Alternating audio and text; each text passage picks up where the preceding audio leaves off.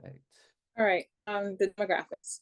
So in our study, the average age was about 76, and that was across all patients, and regardless of if they started with uncontrolled hypertension versus general hypertension. And we sort of quantified uncontrolled hypertension as above 140 over 90, and then patients who have general hypertension as 130 or less than 140 over 90. And we also saw that a considerable amount of patients identified as white males, with only 44% being female and about 64% of our patient population being white. The most common chronic conditions included hyperlipidemia, diabetes, and obesity at the start of the study. So these were conditions that patients had coming in already. And also something that was interesting is that the only time where patients had general hypertension had a larger number as opposed to patients who had uncontrolled hypertension was with patients who had heart failure.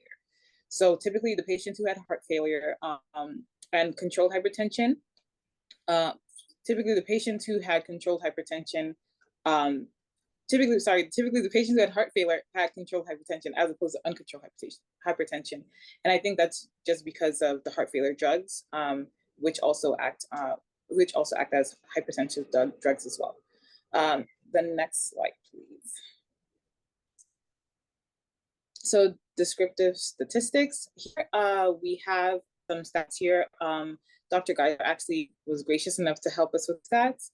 And if you see in the first 10 days, first 10 to 30 days, we had at least 75 patients actually completely record blood pressure readings. And as Austin said, we needed a minimum of 10, and we had 75 patients do that. But as we continued on with the study, at 90 days, we only had 62 of these patients complete the 90 days. And initially, the study actually started with 210 patients, and we kind of had to sift through and use an eligibility criteria that Austin mentioned earlier, and only about 137 made it. And then after that, only about 75 was able to actually have those 10 readings. So yeah, and then we can go to the next slide, please. So here is the graphs. This is basically just a trend line based on stats that you saw in the previous slide. And here it does look like there's a decline for both systolic and diastolic. If you look at the R squared value or the R values, and the R values is just a correlation coefficient. And the R value for the systolic was about 0.75. And then for diastolic, it was about 0.86. So you can see that there's actually a strong negative correlation between the number of days that patients have been on RPM and also their blood pressure. So systolic blood pressure did decrease as patients continue to use it, and so did diastolic as well. Next slide, please. All right, so here it shows the R values. So like I said before, the trend line, the R values was 87 and 76 respectively. And what's interesting is that we saw that there was like a strong negative correlation, but then when we go into causation and we use the chi-square analysis to sort of determine whether the data was significant, we found that there was actually no difference in systolic blood pressure from the beginning of the study. The p-value was actually 0.28, and as you may know, a p-value greater than 0.5 is typically deemed as insignificant.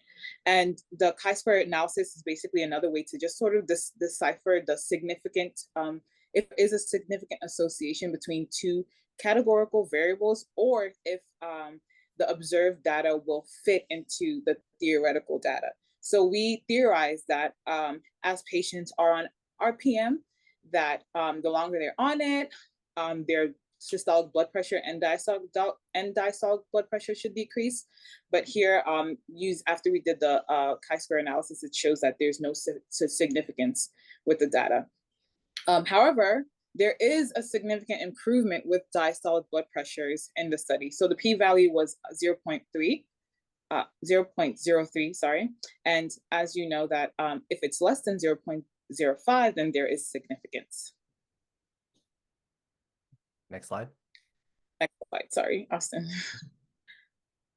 All right, so discussion. So traditionally, systolic blood pressure has been used as a marker to gauge one's control of hypertension. And this is because 5% of hypertension in older adults, and by older adults, I mean 60 or older, is caused by systolic hypertension. And it's actually a great predictor for cardiovascular risk and also mortality as well.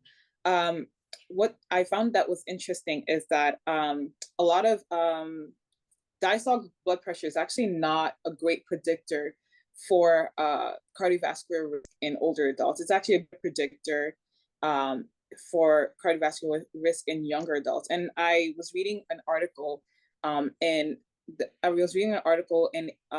the American Heart Association, and there was a study that was conducted. It was called the MORGAM study. It's basically stands for monitoring trends and determinants in cardiovascular disease, risk genetics, archiving, and monogram. So it was a study of about over 100,000 people between the age of 19 and 97. And they sort of deciphered and sort of followed these patients over a 10-year period. And I think even 30 years. Yeah. So they followed individuals over a duration of time. And they basically found out the risks, the cardiovascular risks, the blood pressure, and the trends and various like that. And the conclusion of the study was that diastolic blood pressure actually does not necessarily play a role or has a predictive role by itself of cardiovascular risk in older adults.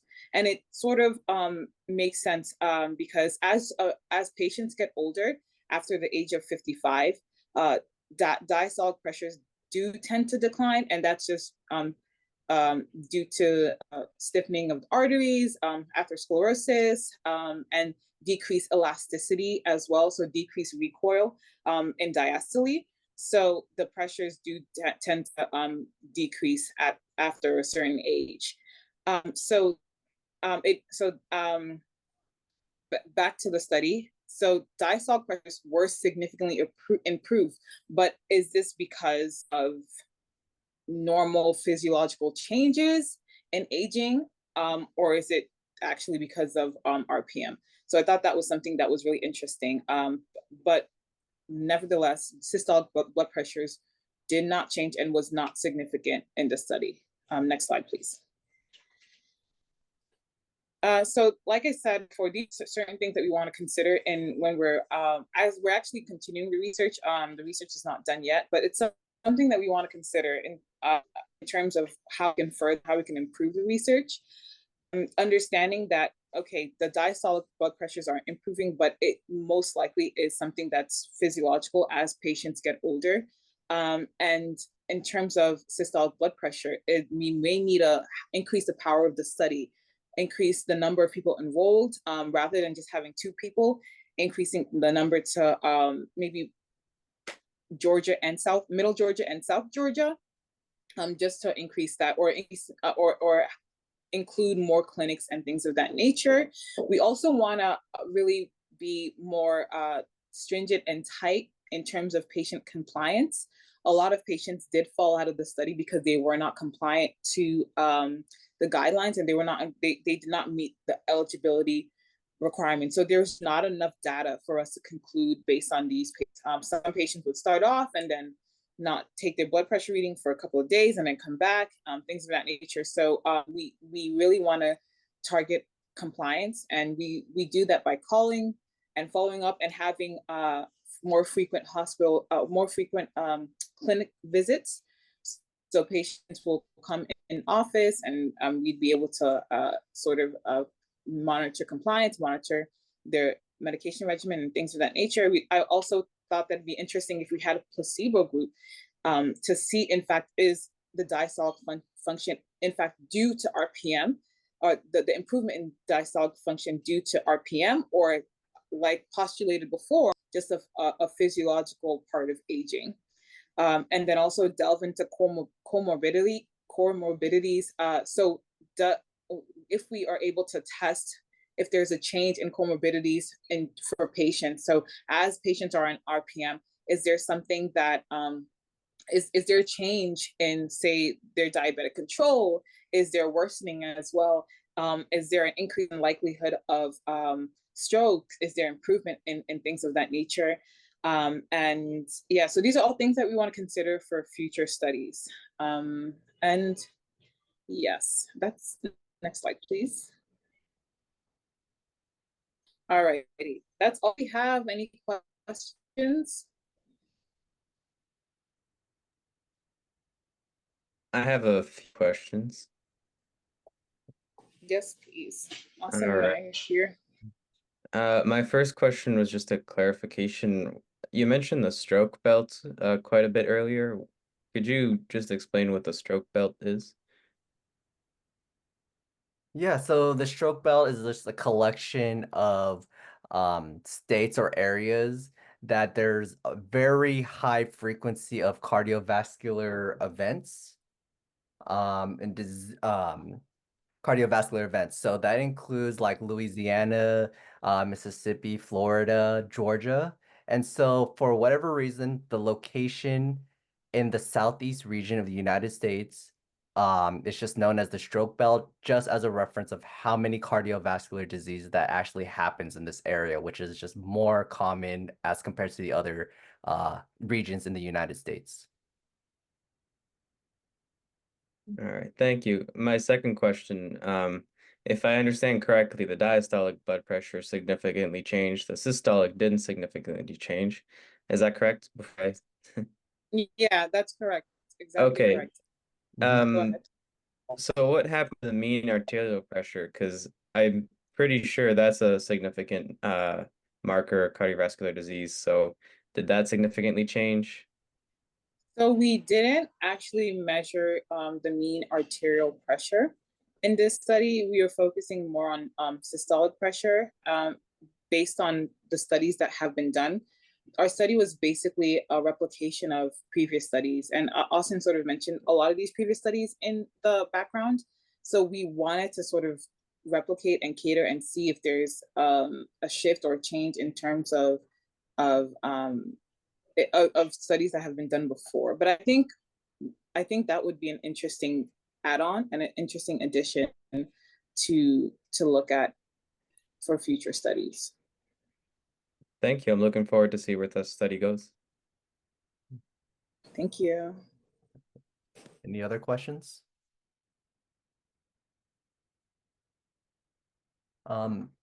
If not, that pretty much just kind of concludes our presentations. I just want to say thank you for everyone who attended tonight. If you want to see a replay of this presentation, both with me, Chia, or Ahmed, this will be uploaded later tonight or early tomorrow. And also, if you could go ahead and check out our YouTube channel, it does have an archive of all our previous Lunch Club presentations. Right now, we converted to Trinity Think Tank. This is our Trinity School of Medicine Journalism Club. So I thank you again for attending tonight. And if anyone's interested in presenting a nice case report, research, or literature review, either yourself or something interested you're online, you can go ahead and send us an email to the SGA research email, and we could go ahead and schedule a presentation, same thing like we did tonight, to go over your article. And so thank you everyone for attending. If there's no other questions, we could pretty much just end this stream.